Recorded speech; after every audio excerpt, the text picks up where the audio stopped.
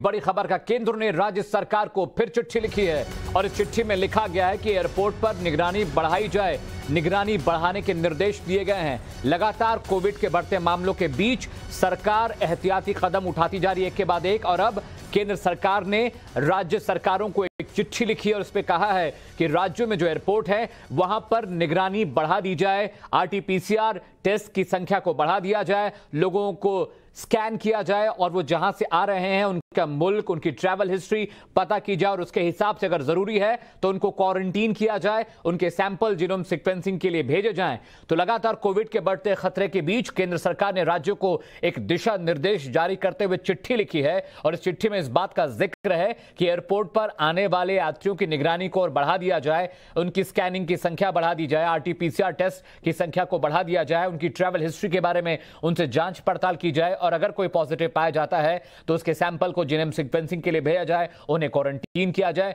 और जो जरूरी मेडिकल सुविधाएं हैं और जो इनिशियल मेडिकल जो जरूरत है इलाज की, दवा की, उस पर ध्यान दिया जाए।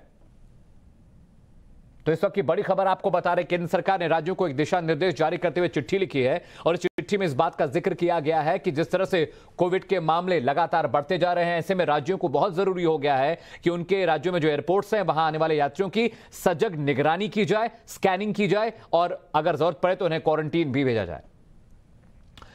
और इस बड़ी खबर पर लगातार हमारी नजर बनी हुई है। वक्त